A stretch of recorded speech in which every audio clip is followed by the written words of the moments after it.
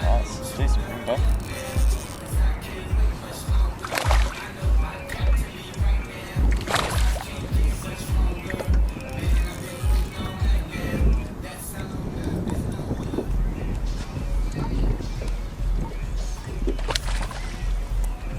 Giving a bit of grunt now.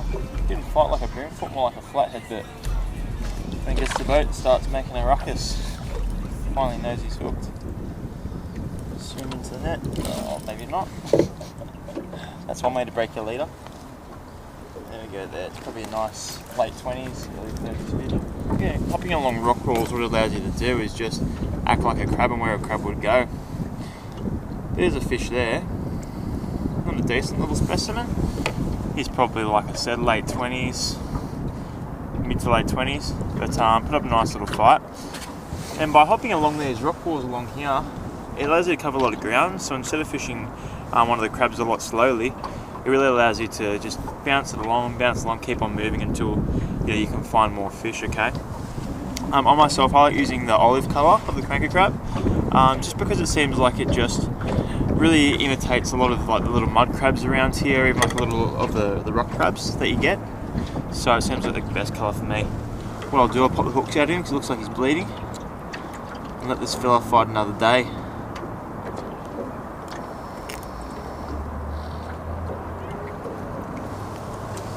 There we go.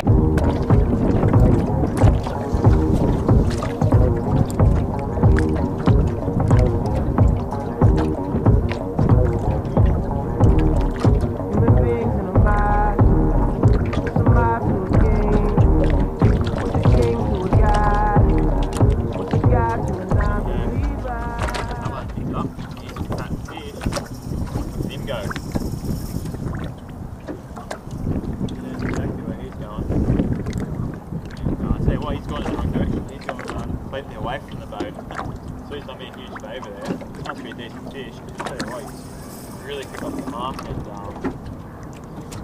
don't really get spooled by bream, but this guy here, I've got about 100 yards on my line, so I need to probably chase him a bit electric and get him back to the boat when I can.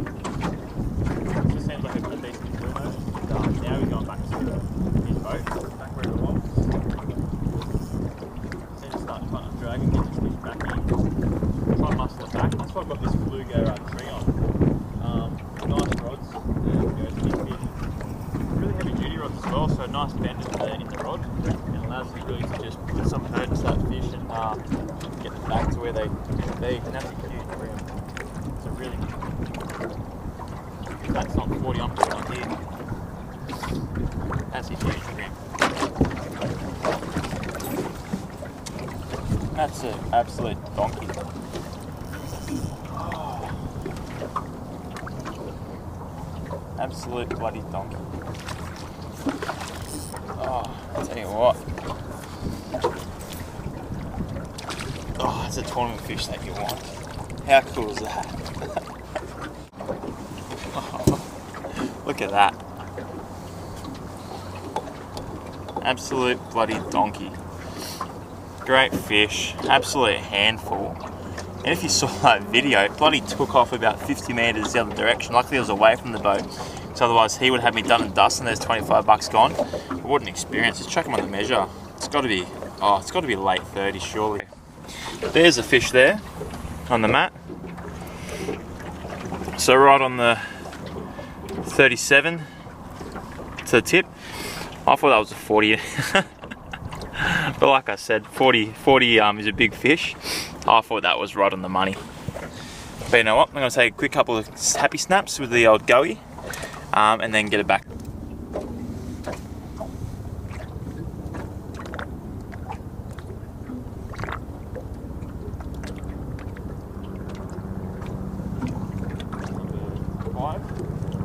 Feels like bigger fish too. Certainly is. Time with this one.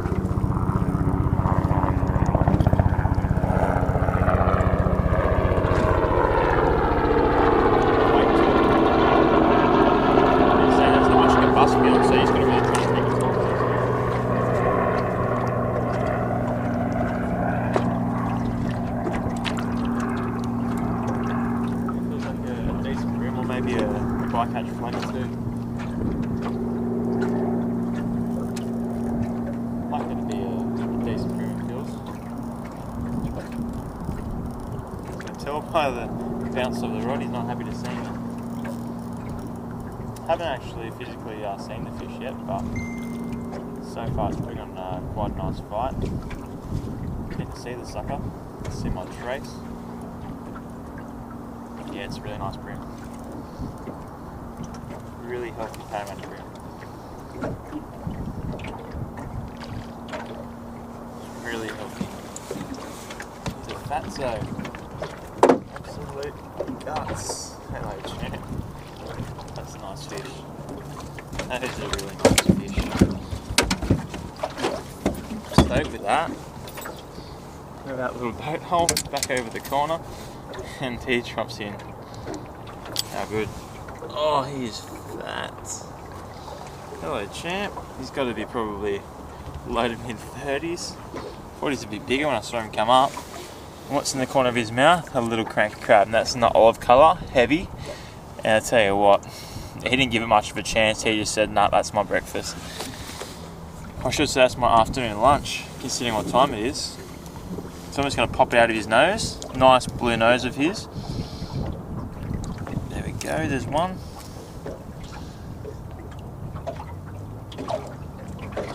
And there's two. I'll have to put it back in his head again. Sorry old fella. There we go. Again, the Cranka crab producing the goods. So that was just casting over a corner of a boat hole, and just let it float back underneath the hole itself. And there we go, that's the result. He's a nice thick fish, big shoulders on him, big nose. Obviously big for crushing oysters and crushing through rocks and things like that. There it is right there. How good's that?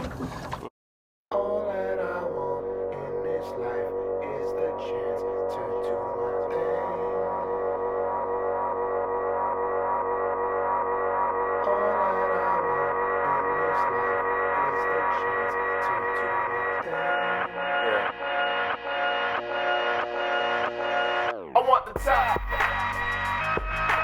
All my people right there in the back of the spot. I need the top. If you know me, you don't know me to stop. I need the top. All my people there in the back of the spot. Let them get shot. Yeah. There we go. Now it does. Awesome fun. What I'm doing at the moment is basically hopping along boat holes.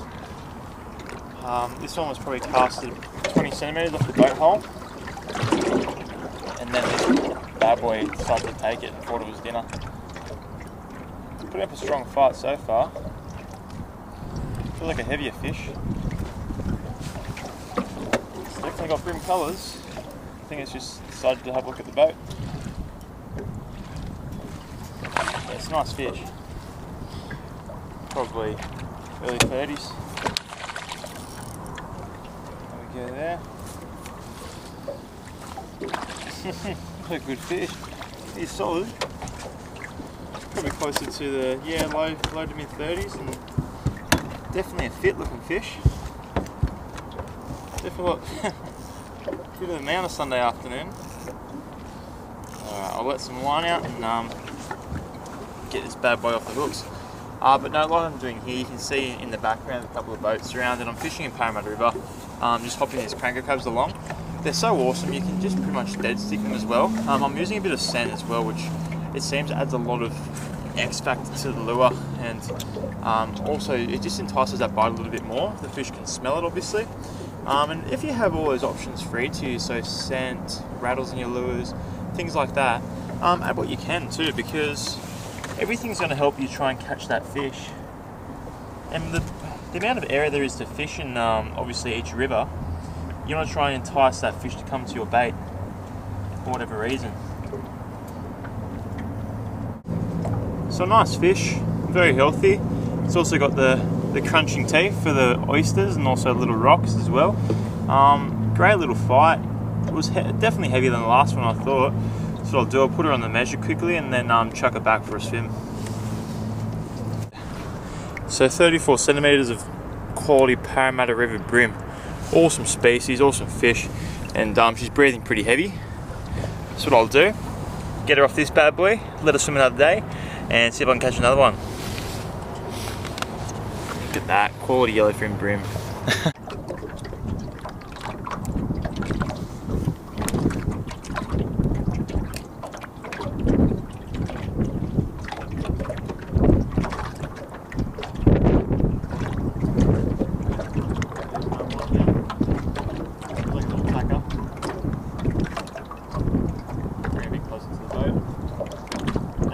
right underneath the boat hole.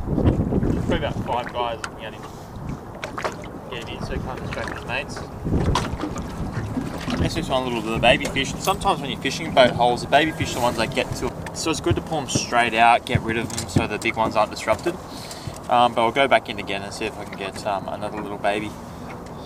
Hopefully a bigger baby actually. What the hell do I want babies for? Give me the bloody mama. There we go, straight out like that. There's a little baby girl and then just throw her over the side. Hopefully it doesn't go back to the same boat hole and scare off its mates. Or her mates. Whichever one it is.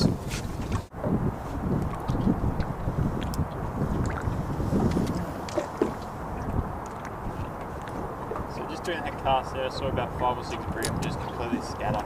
So try and be as soft as you can when casting into a boat hole. Just allow that fluid to drop and sit on the bottom. And some of the bigger girls might come back and down and have a look at it. Otherwise, if you cast it way too hard, then just keep moving along. But if you can see the fish there, it's a really good thing to do. So if you have a good pair of sunglasses, I myself have prescriptions, so I've got them polarised. Which I could afford to wear like a Costa pair or maybe Spotters or Mako, a great brand like those. But unfortunately, my eyes are pretty bad, so I settle for the prescriptions.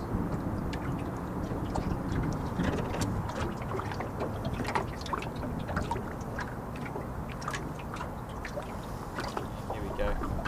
Here's another fish here. And that was off that boat hole. So I think he's followed it down to the bottom like I was saying. And it feels like a bigger fish and it's definitely illegal. Not a huge fish, but fun nonetheless, eh? Now it knows it's hooked.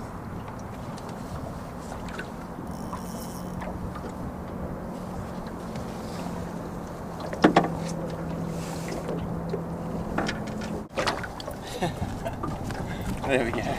There's a cheeky fella. I thought it'd be safe to go with my hand, and I'll tell you what, I almost broke my line and then lost my lure and lost my fish about 3 miles. So maybe next time I might grab the net to make myself a bit less embarrassed. But that's a good little fish. Probably around that legal mark, maybe 25, 26. But nonetheless, great fun. And as I was just talking to you before, I saw about 5 or 6 fish scatter when I cast onto that boat hole. So what you can see is that they're feeding quite close to the boat hole surface, hitting all the oysters and little barnacles around there, okay? I'm fishing at low tide at the moment, so I normally fish this spot now in the Parramatta over the banks, slow rolling, cranking hard bodies. Because it's low tide, generally some of the fish, they move closer towards the holes, just because the water's deeper there, they have extra food to feed on. So no matter what tide it is, definitely come out and have a fish because they're always going to be around, and I'll tell you what, it's great fun. So don't waste your day off mowing the lawns or doing something silly. Well, no, they're not silly, but things that you have to do. Try and put them off if you can. It was a nice warm day with a bit of wind about. Get out there and have a bit of fun. And life's too short to have fun, isn't it? So this guy's scoffed it down, so let me see if I can do some surgery and remove that hook. There we go. Came out quite nicely. There's a little fish. How good is a little Sunday session, something like that? And again on the Cranka crab, just slow rolling and slow hopping, and little things like this can happen. Beautiful. Just giving you a little bit of a wrap up now from Parramatta River. So today what I was doing was fishing mainly boat holes, and I had the idea to fish the Cranka crab all day. What I did today was only fish one lure, because I didn't lose any, thank goodness, and that was in the olive colour. So that's the crab there. That's in the heavy model, and as you can see on the back there, she's pretty wore thin. And that's just because I've been casting against a lot of these boat holes, rubbing against a lot of fish's mouths too, and also just popping along the bottom. So mainly the technique was fishing on the corners of the boat holes. So what I'll do, I'll face the back of the boat hole, fishing on the corner and allowing it to drift back underneath. What that's allowing to do is, firstly, you don't have to be so accurate with your cast where you're not banging into someone's boat and taking their paint off. But also what it allows you to do is really draw those fish in from underneath. The lure's floating back underneath them, and it's obviously a subtle presentation opposed to just playing into the back of the boat, making a big splash, and all those fish just scattering, okay? So with the lure, pros and cons regarding the Cranka crab. So I'll start with the cons, just because there isn't many of them, and I'd like to emphasise the pros of this lure. So the cons, on the side here you have the legs of the crab. So the legs of the crab, they're basically made of a plastic material there, and also you have these floating hooks as well. So that's a bit of styrofoam, I believe, or some sort of foam that keeps these hooks floating like they're in a defensive position. So with these legs, sometimes they get chewed by fish. They are quite durable. It's not like it happens every cast. It's mainly maybe one every maybe 20 fish, so it's not much at all. But also as well, you need to be really careful with your storage of these. Say for example, if it's a hot day, your tackle box is out in the sun, these legs will curl over and they will mould together. So be careful with that. You can bring them back by just dipping in some warm water and allowing those legs to settle again. But in saying that, keep them in a nice storage container, keep them separate from other lures too, and that will keep you out of trouble. The second con would have to be probably the price of the lures. They range between maybe 22 to 25 bucks at each tackle store that you go to. And I think if you want to go the larger models, this is only the initial prototype, I believe, but I think they're getting larger and they might be an extra $5 or so. So that's probably the main cons of the lure. Pros now is just, firstly, is the realism. They're crazy realistic.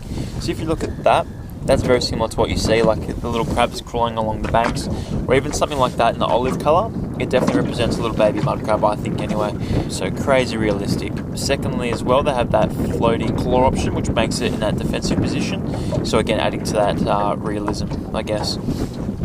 Again, with another pro, they're so fishable. So you can use it for popping on pylons, you can do it on sand flats, just popping back along, you can do it boat holes like I've done here today. There's so many different ways you can fish them, so really great lure. Lastly, they're proven. They catch fish, they catch real good fish. So I know a lot of the guys on the bream circuits use these, and they've caught so many fish and they've had so many wins encountered this lure, so you can't really fault that. Also, you see overseas now people are catching fish in like America and Fiji and all these different countries on these lures. So if you're an Australian and you haven't got one of these in your pocket, or maybe someone internationally as well, you're probably doing yourself a massive disadvantage. $25, definitely worth it, I should say, in my books. Thanks, have a good one, guys, and if you can like, subscribe, follow, etc., that'd be awesome. This is Fish and Physio checking out, thank you. Time to get back in the water. Been out for way too long. So it's really a good idea to make sure they get a good swim in, especially for these fellas, very powerful, so it's essential. So again, went 37 to the tip of the tail. I was calling it for a 40, the way it looked in the water, and it looked like an absolute silver fox out there, but wasn't to be. Anyway, nonetheless, great fish, great bite. It swims off another day, and that's the most important thing too. You can tell the fish is definitely enjoying it. When it's about ready to go, you'll see it start to surface back on your hand, and they swim off just like that. How good Sunday afternoon sessions, and how good are the cranka crabs? Get out there and have a crack at them. It's a real awesome little lure.